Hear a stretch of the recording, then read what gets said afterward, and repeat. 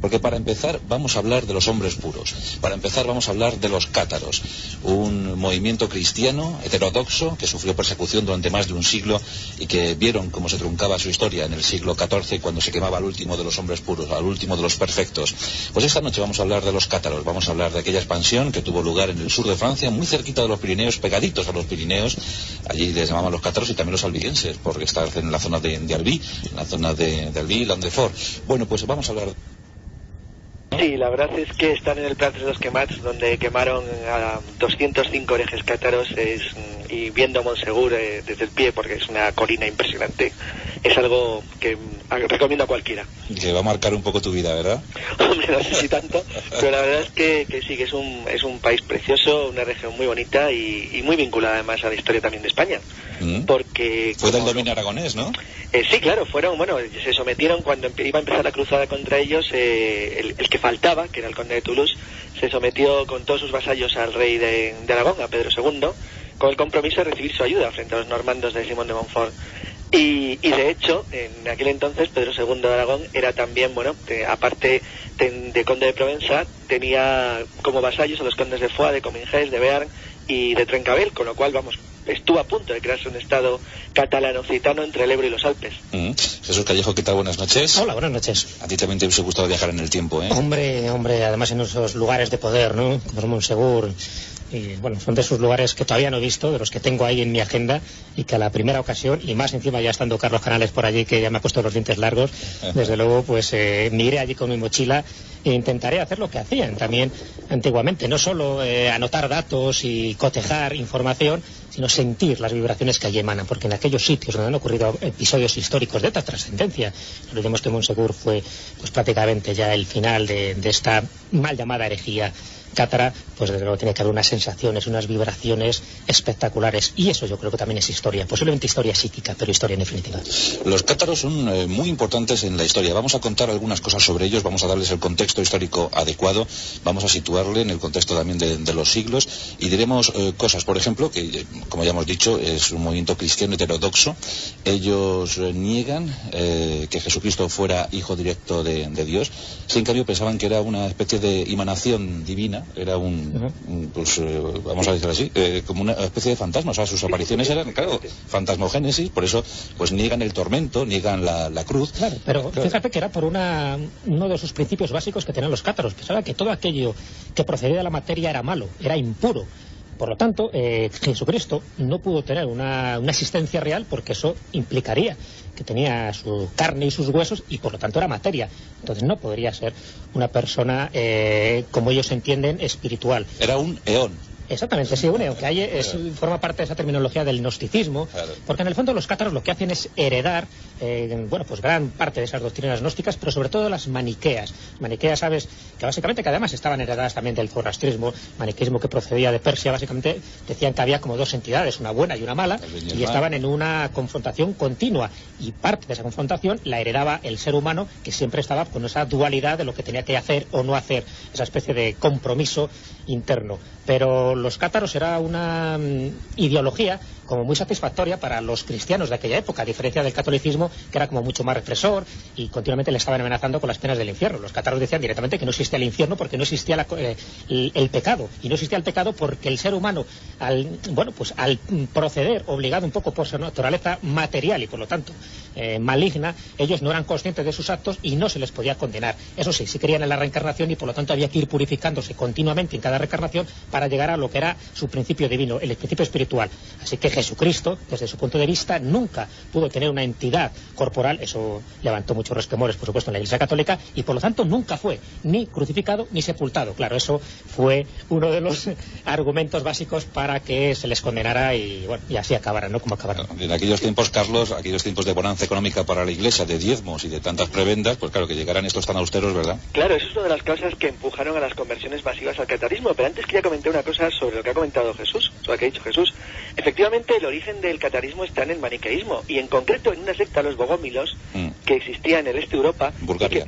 Y además muy grave para la historia futura del Oriente Europeo, porque los bogómilos, ante las persecuciones que sufrieron por los croatas y por los húngaros católicos, se convirtieron en masa al islamismo cuando los turcos llegaron a la zona y son el origen de Bosnia, actualmente, de la población musulmana de Bosnia. Bueno, pues decía que, además del maniqueísmo, tal y como lo ha contado Jesús, añadieron una cosa muy interesante que heredaron de los bogómilos, y era que el bien era responsable exclusivamente del espíritu, y como los seres humanos éramos materia, como ha dicho también Jesús muy correctamente, procedíamos y éramos parte del mal. Eso quiere decir que, al negar la existencia física de Jesucristo, y efectivamente decir que era una especie de aparición fantasmal, añadían una cosa muy moderna a la teoría suya, que era el fenómeno de la contaminación con los elementos materiales, de los cuales trataban de alejarse lo más posible. Y el catarismo tenía dos niveles, por decirlo de una manera: los perfectos, que eran los que eran verdaderamente los cátaros auténticos, que se abstenían de toda relación sexual y además no probaban ningún alimento cárnico, ni siquiera leche, porque pensaban que los animales podían ser origen de futuras reencarnaciones. Y los creyentes, que eran los que estaban convencidos de que lo que decía el catarismo era real, pero no llegaban a esos extremos, pero sin embargo podían ser antes de la muerte pasados al nivel espiritual mediante lo que se llamaba la imposición, que era un acto muy curioso por el cual un perfecto ponía las manos sobre el creyente y lo dejaba en ese momento en condiciones óptimas para el paso a la vida espiritual o al mundo del bien. El consolamentum, ¿no? El consolamentum, efectivamente. El consolamentum se aplicaba a lo mejor en momentos también de crisis, ¿no? Claro, de hecho en Montsegur fue masivo al final, en los últimos momentos, cuando la cruzada real, no la cruzada papal, tenía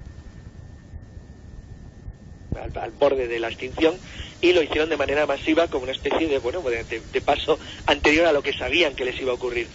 Una de las cosas que más me ha sorprendido del catarismo, porque el catarismo actualmente, es decir, que está muy de moda más que nada por motivos, pues voy a decir, hasta nacionalistas, que no tiene nada que ver con esto, como es lo de la mítica historia del posible reino catalano-occitano, pero bueno, independientemente de esto, que lo ha contaminado para mí desgraciadamente mucho, la religión cátara y el motivo por el cual se expandió es fascinante. Tú has dicho el primero de los puntos: los campesinos se convirtieron en masa en el Languedoc porque dejaban de pagar el diezmo. Exacto. Por otro lado, la iglesia era terriblemente corrupta, y la verdad es que los perfectos cátaros daban una imagen de sobriedad, de austeridad y de responsabilidad que a la gente le llamó la atención. Aquí tenemos una cosa muy curiosa. Los franceses, hasta hace bien poquito, cuando querían hablar de herejes, hablaban de tejedores, porque muchos cátaros eran tejedores. Sí, bueno. Y entonces, claro, aquí tenemos el enfrentamiento entre lo que podemos considerar un capitalismo incipiente, procurado por los cátaros, ¿verdad? Sí, perfecto, porque además la clase mercantil se unió también al catarismo porque les permitía el trabajar con dinero, en tanto que la Iglesia Católica lo condenaba, la usura era práctica de judíos. Exacto. Y la nobleza lo hizo por un tema político. Esos son los menos cátaros de todos. Es un enfrentamiento entre el feudalismo y el capitalismo. Exacto. Claro, y aquí es uno de los errores que se ha mantenido a lo largo de los siglos. Se ha pensado que la destrucción cátara obedecía solo a motivos religiosos, ¿no? El Papa Inocencio III, en fin, le temaba mucho ese tipo de teorías que van divulgando los cátaros, como algunas que hemos dicho, que es lógico que van en contra de muchos de los dogmas católicos, pero en el sustrato todos sabemos que había unas condiciones políticas tremendas, ¿no? De hecho, los nobles del norte, uno de ellos era Simón de Montfort, pues eran de los que más hostigaban para que se acabara con esa hegemonía cátara, no tanto por esas cuestiones religiosas de las que estamos hablando, sino también las cuestiones políticas, que no lo olvidemos, que eran como también muy consoladoras para aquellas personas que ejercían el mercantilismo y la usura, porque así como el catolicismo lo prohibía tajantemente y les condenaban a las penas del infierno, los cátaros eran más indulgentes, y no solo con ellos, sino con casi todos, así que no me extraña que dentro del pueblo fueran mucho más atractivos para todos ellos estas doctrinas y les protegeran hasta además, las últimas consecuencias. Fijaros que coincidió con una época, estuvo calado en una época que tenía un enorme impulso cultural, porque desde el amor cortés hasta los trovadores todo había nacido en la Provenza y en el Languedoc. Entonces el lugar era una especie de hervidero, pero efectivamente Jesús habéis dado los dos en el clavo. El motivo que impulsa la cruzada no es tan religioso como se cree, porque siempre se dice que es en la muerte de Pedro de Castelnau, del legado papal al que asesinan los cátaros en 1208, efectivamente, y que eso mueve al Papa Inocencio III a predicar cruzada. Cuando en realidad el motivo fundamental es cuando el conde de Tolosa y todos sus vasallos, ante la falta de poder, porque él era teóricamente vasallo del rey de Francia, ante la posibilidad que ve de obtener autonomía política real, lo que hace es que se declara vasallo de Pedro II de Aragón, que sabe que va a ser mucho más indulgente y suave con él, y como contrapartida política obtiene su alianza. Claro, eso es una declaración de guerra en toda regla. Así, entonces, ahí se acabó. Ahí ya sí que se acabó. Ahora que nos cuentas eso de la corte amorosa, donde se le dio mucha importancia a las mujeres, también es otro elemento fundamental en el catarismo. Podían predicar tanto hombres como mujeres, ¿no? Sí, bueno, se preconizaba la igualdad de sexos. Y claro, incluso estaban en contra del matrimonio, porque ellos practicaban la libertad sexual y entendían que el matrimonio era una cortapisa y una limitación. Bueno, es que eran muy revolucionarios en la forma de pensar para la época. El catarismo, algo sorprendente, ¿verdad? Es la primera vez que la cristiandad ortodoxa toma las armas contra alguien que no es musulmán, ¿verdad? Efectivamente, y de qué manera además. Aquí estamos hablando de la cruzada contra los herejes. Sí, hubo dos cruzadas, la primera la cruzada albigense, la famosa cruzada albigense, que es la de Simón de Montfort, y luego una cruzada real que fue puramente política, pues en la cual el rey de Francia lo que hace es liquidar los restos del catarismo. Pero la primera, que es la más famosa y la más conocida, fue de una brutalidad como no se había conocido en el occidente europeo desde los tiempos de la más oscura Edad Media, desde los reyes vikingos o húngaros. Había que remontarse 4 siglos para ver algo semejante. Inocencio III proclama la cruzada contra los herejes, y aquí, Carlos, cuéntanos, se arman 20.000 y se van para allá, ¿no? Efectivamente, bueno, el reclutamiento se hizo masivamente en las zonas de soberanía del rey de Francia directa, es decir, en Normandía, la isla de Francia, Picardía y Flandes, y atraídos por las posibilidades de libertad de botín. Hay que tener en cuenta que, al igual que las cruzadas, el botín era libre para el que lo cogía si estaba amparado por una bula pontificia de cruzada. Con lo cual, imagínate lo que eso significaba para los muertos de hambre de media Europa. Por otro lado, hay el ejército cruzado organizado y liderado por Simón de Montfort, un noble normando, marcha hacia el sur, hace picadillo toda resistencia, incluyendo la del rey de Aragón, que muere en la batalla de Muret, defendiendo a sus feudatarios del sur de Francia, gitanos. De una forma muy graciosa, después podemos contar la anécdota que murió este hombre, ¿no? Pero Muret, digamos que es una batalla muy importante para los franceses, porque ahí empiezan a hablar de unidad y cosas de eso. Claro, para Muret significa el primer paso, no es el definitivo, pero es el primer paso de la consolidación, que lo consideraron obviamente del siglo XVII, de la frontera pirenaica. Claro. Es decir, de lo que era el objetivo esencial desde los tiempos carolingios. Y la verdad es que el nivel de destrucción y brutalidad que llegó es algo inconcebible. Solamente en Béziers, Simón de Montfort, para ir anunciando lo que va a hacer, mata a 17.000 personas. Cuéntanos como acerca de la frase famosa y todo eso. Bueno, en Albi, en la toma de Albi, el legado pontificio acompañaba a la cruzada. Simón de Montfort, en un arranque de humanismo extraño en él, le pregunta, la verdad es que los normandos no tenían mucho sentido comercial de la vida. Era un ser humano. Claro, él y sus grupos de caballeros del norte, dispuestos a masacrar a la población, no tenían ningún inconveniente en matar a la población, pero tuvieron el detalle de decirle al legado papal, si entramos y matamos a la población, ¿cómo sabemos quiénes son cátaros y quiénes no? Ante lo cual el legado papal, en un arranque de humanismo, dijo: matadlos a todos, que ya los distinguirá Dios en el cielo. Claro, por supuesto, ante la orden todo estaba hecho, entraron y los mataron a todos. Bueno, hablamos del siglo XIII, claro. Sí, pero vamos, de todas maneras. Hay casos del inicio del siglo XIII, igual, ¿no? En un sitio que además es precioso, Simón de Montfort ordenó a los 100 primeros defensores, los arrancó los ojos. En otro lugar empaló a toda la población. Bueno, es unas cosas absolutamente delirantes. Bueno, pero Simón de Montfort tampoco tuvo un final así muy halagüeño, sí. ¿verdad? Murió como debía. ¿Cómo acabó Simón de Montfort, Carlos? Pues a Simón de Montfort, en el asedio de una fortaleza cátara, le alcanzaron con el proyectil de una balista, de una catapulta. Entonces quedó sin costillas, sin dientes, sin cara, sin ojos, hecho perfectamente picadillo. Fue la venganza del pedrusco. La venganza del pedrusco. Bueno, pues esa primera cruzada duró unos 6 años aproximadamente, entre el 1209 y 1215, y fue terrible para los cátaros. Aún así lograron sobrevivir. Pues yo creo que el punto máximo de expansión de los cátaros fue hasta ese 1209. Los encontramos en la zona de Albi, en el Languedoc, y además pues en Aragón, Jesús, y algunos puntos de Italia, ¿no?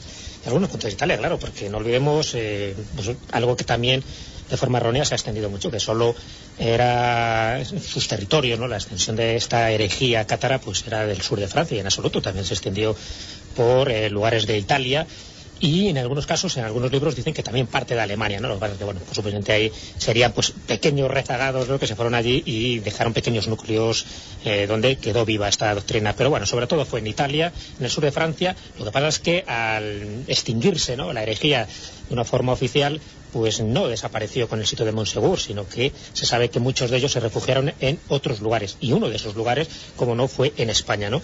Y ahí es donde, bueno, pues esa emigración que ocurre pues a partir de 1344, que es cuando se puede dar por finalizada ya la herejía. Recordemos que el sitio de Montsegur es en el año anterior, en 1243, bueno, pues cuando ya queman de esa forma tan indecorosa, ¿no?, a esos 205 cátaros que mencionaba antes Carlos, que incluso en algunas versiones también hablan de 215, pues mucha gente, los que sobreviven, se marchan, emigran a Lombardía, a España, y allí, en España en concreto, forman pequeños grupos en Cataluña, en Andorra también, en Navarra, y en dos localidades muy concretas, que es en Castelbó y en Morella.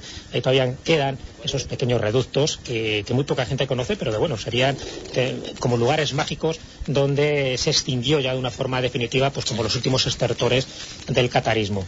Y eso es lo que hizo que la Iglesia Católica se apuntara a un punto, porque nunca de una forma tan brutal se extinguió una herejía que no iba contra los fundamentos del cristianismo, sino que iba contra los fundamentos del catolicismo, eso no lo olvidemos. Cuenta la historia que el último hombre perfecto, el último cátaro, fue quemado a principios del siglo XIV. Ahí se lo cogieron en España, se llamaba Bilibasto, y le capturaron en 1321 cuando intentaba escapar.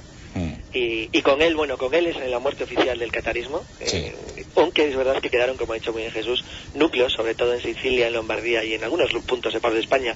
Lo de Morella es curioso, lo del grupo cátaro que quedó en Morella, que incluso se vio ciertamente amparado, además, por las órdenes militares que eran dueñas del Maestrazgo Norte, por ejemplo la Orden de Montesa, que fue la que heredó los bienes del Temple, pero porque sabían que iba a morir, es decir, que se heredaba de unos elementos en claro retroceso que al fundirse con la población católica tendrían a desaparecer.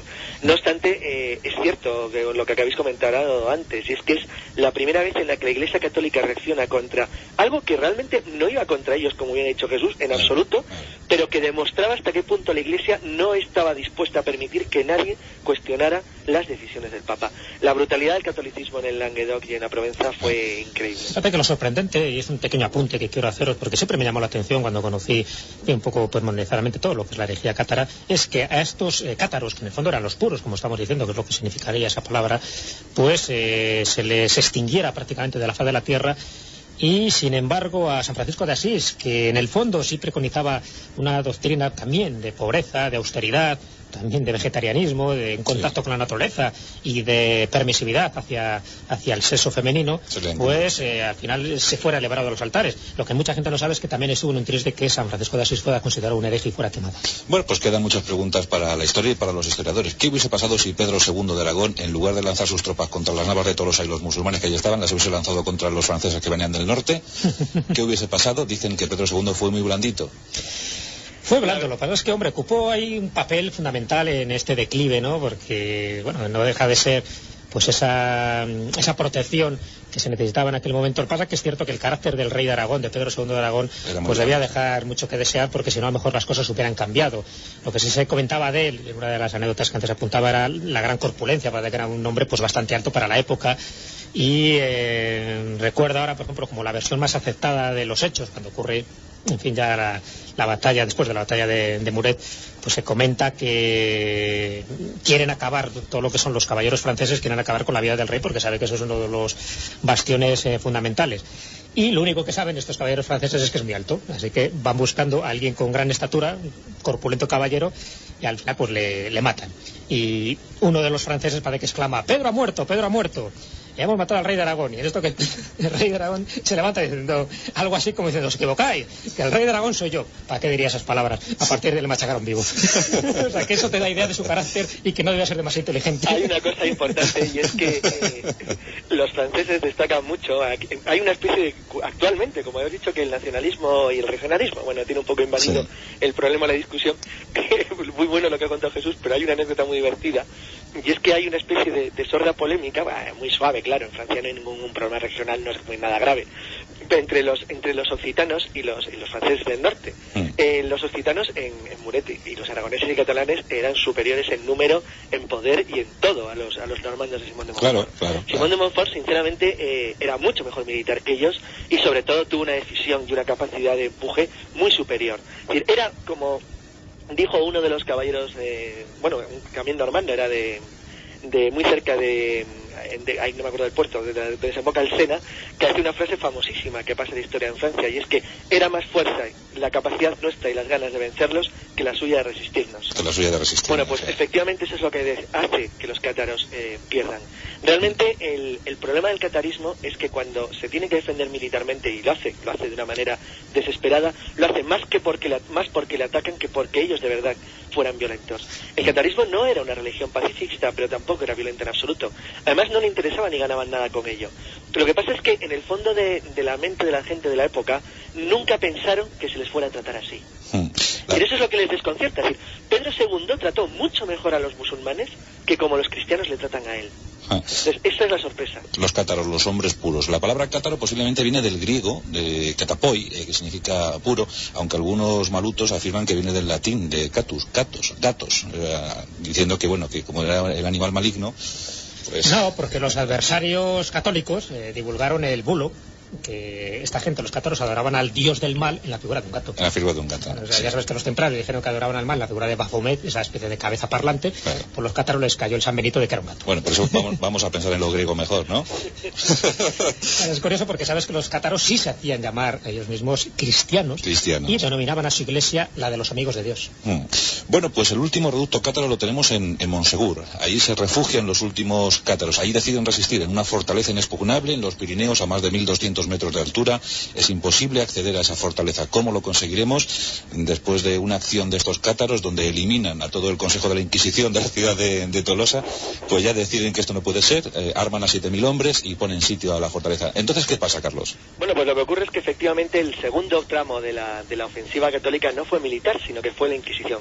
El orden militar estaba obtenido desde un acuerdo que hubo entre el rey de Francia, el Tratado de Meaux en 1229, y el conde de Tolosa, y entonces lo que se acuerda es que se establece un tribunal inquisitorial que va a vigilar que la herejía sea exterminada.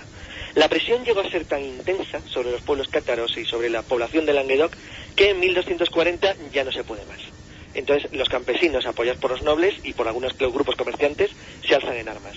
Se alzan en armas y ante la vista, porque ven claramente que su rebelión no va a triunfar y que se quedan solos, deciden refugiarse muy cerca de Foix, en un castillo, en una peña, que es Montsegur.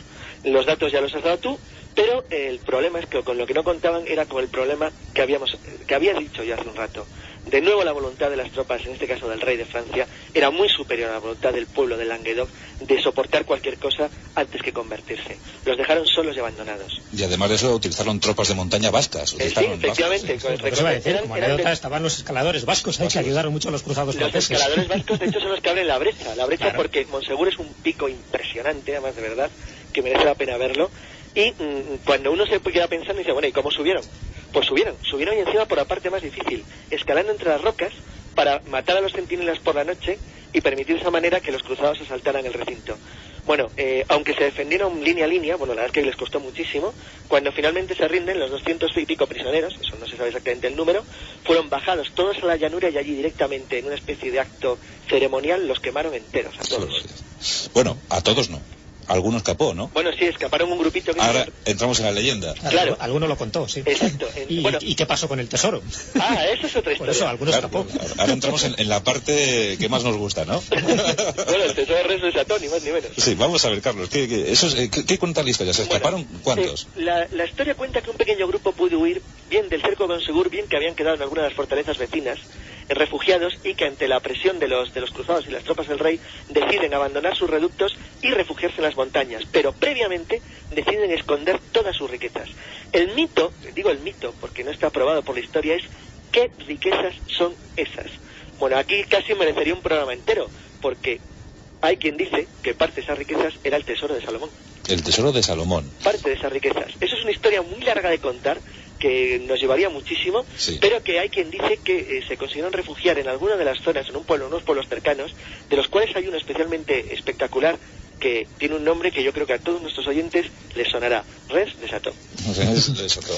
Bueno, pues estamos hablando del tesoro cátaro Jesús, nada más y nada menos. Efectivamente, bien dice Carlos, necesitaríamos un programa entero para hablar de estas cuestiones, pero digamos que ellos simpatizaban con la idea de que María Magdalena hubiese sido la mujer de Jesucristo y que llevara en su seno, cuando este fue crucificado, al parecer, llevara ya un hijo engendrado por Jesús. Claro, fíjate que has tocado una de las partes claves del esoterismo cristiano, ¿no? eso que en un libro titulado El legado mesiánico pues intentó desarrollar, bueno, pues con toda la dinastía de los merovingios y que en el fondo lo que especulaban de una forma muy genérica y muy resumida, ¿no? Decían que el grial no era ningún objeto físico, sino que era la sangre real, era esa descendencia que se supone que tuvo Jesucristo con María Magdalena, la descendencia que dio origen pues a esta dinastía de los merovingios, pues lo que estaban escondiendo era ni más ni menos que ese secreto, que ese futuro rey de Francia que procedería directamente, pues casi de la sangre de David como dinastía remota y directamente de la descendencia carnal que debió tener Jesucristo. Fíjate ya donde nos metemos en qué berenjenales, pero sin embargo ha sido una teoría como muy atractiva, muy difundida, y se comenta, porque aquí sí que no hay pruebas, que los cátaros no eran ajenos a esta teoría y que posiblemente ese tesoro cátaro famoso, mítico, no solo consistía en una gran cantidad de monedas y piedras preciosas, como así consta en los interrogatorios de la Inquisición, que también habría un tesoro espiritual, un tesoro muy esotérico, muy mesiánico, se podría decir, que sería esto. Pero bueno, no deja de ser especulaciones, pero que sí sirvió para que muchos investigadores posteriores y de este siglo, y bueno, no olvidemos ese gran contagio y afinidad que tuvieron los nazis por todas las doctrinas cátaras, no tanto por su vertiente religiosa, sino por la crematística y también por el lugar de poder donde estuvo enclavado Montsegur, pues fueron buscando. En fin, se ha especulado muchísimo acerca de este tesoro. Para algunos sí que se trataba ni más ni menos que de las reservas económicas de los cátaros, que eran necesarias pues para prolongar la resistencia en otros lugares, pero para otros están casi seguros que era un tesoro espiritual, ¿no? Por ejemplo, Gerard de Sede, que es una de las personas, de los investigadores que más ha tocado el misterio de Rennes-le-Château y también de todo lo del sur de Francia, de Carcassonne y, como no, el mito templario, pues él apunta que ese tesoro, de una forma o de otra, fue a parar a manos de los templarios, y estamos hablando ahí de parte del tesoro de Salomón, y, como no, dentro de esa parte de ese tesoro de Salomón, con independencia de que estuviera o no la mesa de Salomón, estaría el grial. Y ahí, cuando hablamos del grial, se especula y la fantasía se dispara. ¿Quieres explicar una cosilla sobre eso? El por qué los templarios se hacen cargo aparentemente de parte del tesoro material, no tanto del espiritual, y si es del espiritual, ¿por qué y cómo? Bueno, efectivamente, si es del espiritual se trataba de alguien vivo, probablemente, es decir, de alguien que transmitía la sangre, la herencia de la sangre real, es decir, del sangreal, del grial. Esa gente estaría relacionada de alguna manera con los condes godos de Carcasona. Es decir, sabéis que la Septimania formaba parte del ducado visigótico de Septimania, que era el territorio nororiental de la monarquía goda. Cuando el reino godo se hunde, los territorios de esa zona pasan a poder árabe, pero cuando se produce una rebelión entran directamente en la estructura del reino franco, y a partir de ahí entroncaría la dinastía merovingia con los condes godos de Nimes y Carcasona, que serían los que transmitirían vía Provenza, según dicen estas leyendas, la sangre de María Magdalena y Jesucristo. Bueno, esos supuestos descendientes serían los que serían acogidos por una especie de entidad, orden secreta, a la que se denomina el Priorato de Sion. En cuanto al término material, y lo que son los bienes materiales, la razón de que el temple tuviera participación en ello es que parte de las fortalezas capturadas a los cátaros durante la herejía, no había por parte de la corona francesa ni del papado gente suficiente para protegerla, y grandes fortalezas se les entregaron al temple durante un tiempo al menos. Una de las que se les entregó, de las que tuvieron al menos participación, fue Rennes-le-Château. Entonces, la verdad es que, hay la fantasía, las teorías, hay todo lo que se pueda imaginar, y la verdad es que pruebas no existen. Pero la verdad es que es una de las zonas más visitadas de Francia. ¿Cómo es Montsegur hoy en día, Carlos? Montsegur hoy en día es un sitio lleno de turistas. Bueno, lleno de turistas, afortunadamente no es Carcasona en el sentido que no hay tantos. Bueno, Carcasona es precioso, por cierto. Pero como está situado en una zona de montaña muy aislada, hay que llegar, la carretera no es especialmente buena, y además hay que andar. Que por cierto, estoy de agujetas, ya que no pongo el polvo de subir y bajar castillos. Entre paréntesis, ¿no? De subir y bajar castillos que no pongo más. Bueno, pues la verdad es que hay que acercarse por rutas de montaña. La verdad es que el departamento de los Pirineos Orientales y todas las zonas turísticas francesas tiene unos planos estupendos de la zona, magníficamente detallados y muy bien hechos. Y se conservan las ruinas intactas, y no se ha restaurado el castillo, lo cual me parece, pues sinceramente en este caso, muy loable. Han mantenido el castillo tal y como está, pero se ha permitido una ruta que permite llegar hasta arriba sin ningún problema. Y en la parte baja, porque ya he dicho que la peña es impresionante, está una llanura que los mapas indican perfectamente el acotamiento, que se llama Prats de los Quemats, la llanura de los Quemados, que es la zona donde los quemaron a todos vivos el en 1200, me parece 44, el 2 de marzo de 1244. Y la verdad es que, bueno, los quemaron el 16 y que me parece que la fortaleza se había rendido el día 4, con lo cual no tardaron... No, el 2 de marzo se rinde, fíjate, el 16 los queman.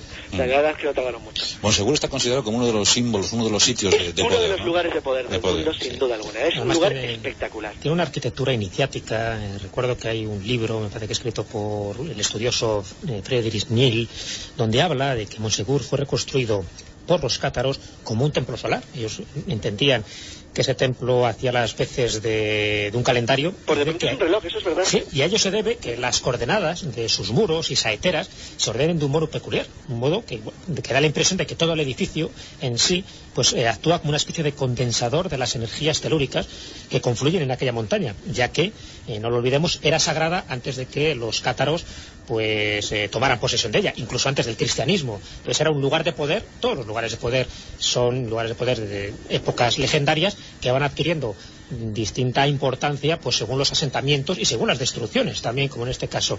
Y eso es lo que hizo que los nazis, como mencionaba antes, pues se interesaran por ella, digo, no tanto por su doctrina religiosa, sino por la ubicación y también en la creencia de que en algunos de sus muros o bajo tierra todavía podía seguir escondido parte de ese tesoro cátaro que a ellos les importaba muchísimo, porque sabía que los objetos tenían un poder. De ahí que, en fin, algún día vamos a tocar uno de los temas también, creo que favoritos de los oyentes, que es todo el esoterismo nazi. Sí. Y ellos tenían, bueno, reverenciaban lo que ellos consideraban objetos de poder, como la lanza de Longinos, que era la lanza del destino para ellos, y el grial. Y ellos pensaban que en Monsegur podía estar, igual que ocurría en Montserrat, podía estar el grial escondido en alguna parte. Fíjate que en el año 1934, creo, se crea los Amigos de Monsegur y del Santo Grial. En fin, es una asociación, bueno, pues con rasgos folcloristas, históricos, pero también con un profundo esoterismo, y uno de los miembros, que era un alemán, Otto Rahn, pues tan convencido estaba de las doctrinas cátaras, él estuvo allí en Monsegur, estuvo investigando, estuvo excavando, pues decidió morir al modo cátaro que utilizaban algunos prefectos, que era con la endura, un suicidio ritual terrible, porque era morir por inanición, y Otto Rahn estaba tan convencido, lo que ocurre con muchos investigadores que se meten hasta la médula en su investigación, que prefirió morir cuando le fueron mal dadas las cosas, porque también era una persona enferma, pues decidió morir con este rito cátaro que era la endura. Entonces, ¿se puede hablar, Carlos, Jesús, de un movimiento neocatarista? Sí, pero por poco tiempo. Sí surgió, y es verdad que el movimiento más importante que surgió es este de Amigos de Monsegur y del Santo Grial, que funcionó entre 1934 y 1939, y tuvo su repercusión por eso, por esos fines y esa intencionalidad esotérica que se encontraba. O sea, no era revivir un poco la figura histórica de esta gente, sino que iban buscando precisamente lo que después los grupos neotemplarios, que eso sí que abundan muchísimo, pues han intentado buscar, que es la hilazón esotérica que les ha mantenido unidos. Sí, Jesús, quería decir que hoy en la zona actualmente, y se nota mucho, se nota en las publicaciones, en los libros, lo que ves en las tiendas, en todos lados, básicamente ahora mismo el catarismo está entendido más en nada como una reivindicación folclórico-nacionalista. Claro. Es decir, es un pretexto como otro cualquiera para decir, mira, nosotros éramos importantes, nosotros teníamos una lengua, la lengua de los trovadores, la lengua del amor, y vosotros, malvados del norte de Francia, lo hundisteis. Pero vamos, que no se trata ya de otra cosa. Ahí igual que pasa con los españoles que pasan frontera, que hay muchos, pues se ve, por ejemplo, entre los catalanes, se ve incluso en el libro de visitas de Carcasona, pues frases muy graciosas, de Carcasona es nuestra, Cataluña vive, tal, cosas así. Pues esto lo digo en serio porque lo he visto antes de ayer, entonces bueno, que es auténtico. Tú, Carlos, entonces, si vas y dices que eres un profundo admirador de la figura histórica de Carlos, de Carlos, Simón de Montfort, se corren a gorrazos allí mismo. O dices que viva Luis VIII. Sí. No, pero de todas maneras, hombre, con todo, hay cosas graciosas, como una tienda, por ejemplo, de Carcasona, que vende, junto con camisetas y de todo, venden pues banderas normandas, banderas con los dos leones de Guyena. Y la verdad es que bueno, está gracioso. Pero que es para eso, se ha convertido en algo folclórico, ya no se trata de un intento de revitalización. Hombre, si hemos de descreer esas leyendas que se manejaron precisamente en los años 30 de este siglo, cuando se creó esta asociación, ¿no?, de Amigos de Monsegur, pues les ocurre como a los Rosacruces. Una leyenda que se extendió en esta época, en los años 30, decía que el catarismo dormiría durante 700 años, y a los 700 años cuando volvería a resurgir con fuerza, teniendo en cuenta que desapareció oficialmente en 1743, cuando aparece en 1934, ellos consideraron que habían pasado los 700 años. Conclusión, dentro de 700 años volveremos a hablar de catarismo. Solo una anécdota, y eso sí que es verdad. Sí. Lo que se nota es, al margen de lo que es oficial y que he dicho del folclorismo y nacionalismo y demás, lo que sí se nota es una profunda contaminación por parte de los grupos neotemplarios. Eso es algo terrorífico. Eso, por todos lados. Es algo increíble. De eso hablaremos en algún monográfico la repercusión que tienen los grupos neotemplarios hoy en día. En cuanto a lo de los 700 años, si entendemos que el último perfecto que quemaron fue en 1321, debemos esperar al 2021, ¿no? ¿Queréis oír una barbaridad? Una cosa esa fecha, sí, claro. ¿Queréis leer una cosa que vi, que me llamó mucho la atención? ¿Sabéis? Bueno, ya habéis dicho los 700 años. Bueno, ¿sabéis cómo acabamos de decir cómo murieron en Montsegur los últimos cátaros? Bueno, hay un sitio al norte que se llama Oradour-sur-le-Glen, que los franceses mantienen como un monumento nacional, al estilo de Belchite, sí, en el sentido que lo cuidan más. Es un pueblo que está intacto, tal y como quedó cuando lo destruyeron. Pero no lo destruyeron los normandos en el siglo XIV. Lo destruyeron los alemanes de la división Sechseder Reich cuando se retiraban hacia el norte. Cogieron a toda la población del pueblo, la metieron en la iglesia y los quemaron vivos. ¿Sabéis cuándo fue? En 1944. Bueno, no está nada mal. A los 700 años de la quema de Montsegur. No está nada mal. Pues hasta aquí nuestro primer monográfico de la temporada. Yo creo que ha sido muy interesante que...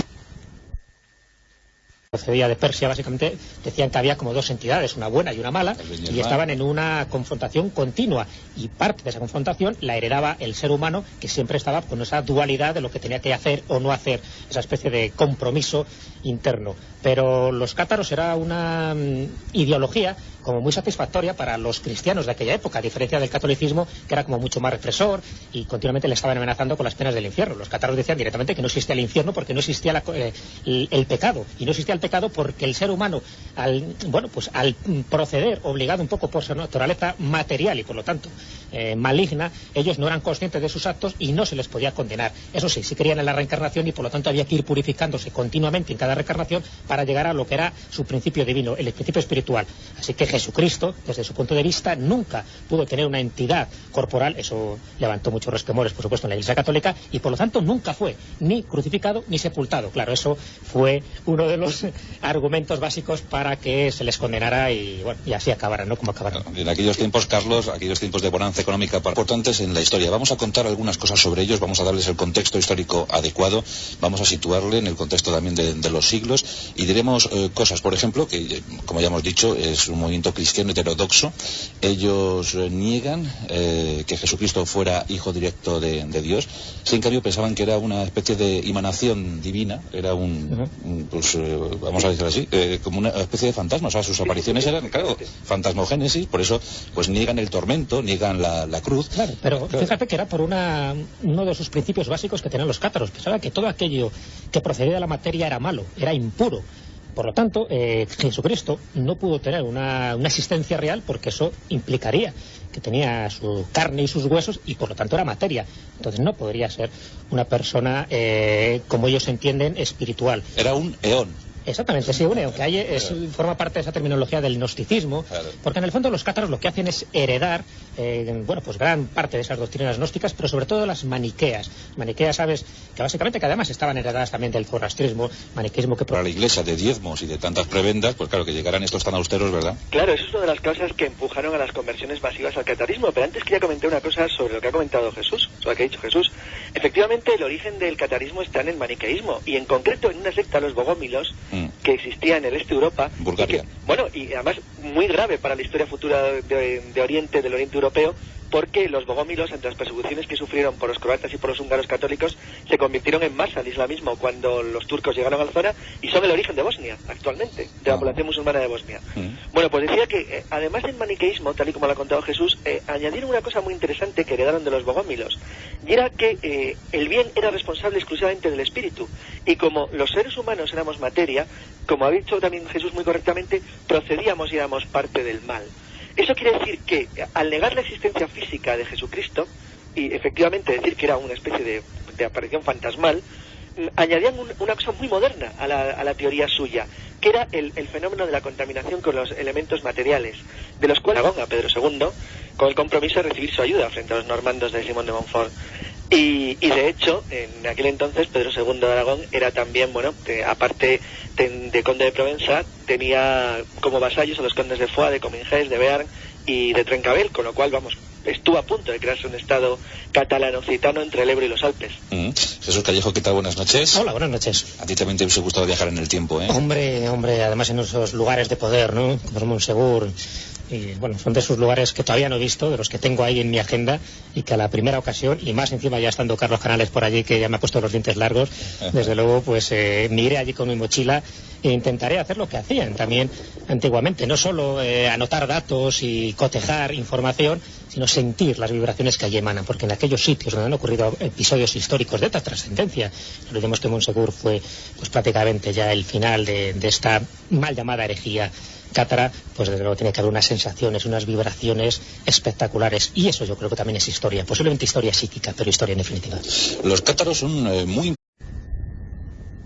Porque para empezar vamos a hablar de los hombres puros, para empezar vamos a hablar de los cátaros, un movimiento cristiano heterodoxo que sufrió persecución durante más de un siglo y que vieron cómo se truncaba su historia en el siglo XIV cuando se quemaba al último de los hombres puros, al último de los perfectos. Pues esta noche vamos a hablar de los cátaros, vamos a hablar de aquella expansión que tuvo lugar en el sur de Francia, muy cerquita de los Pirineos, pegaditos a los Pirineos. Allí les llamaban los cátaros y también los albigenses, porque está en la zona de Albi, en la zona de Albi y Landefort. Bueno, pues vamos a hablar...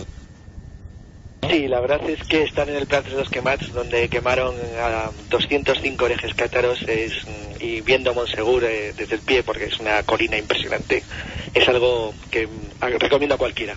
Que va a marcar un poco tu vida, ¿verdad?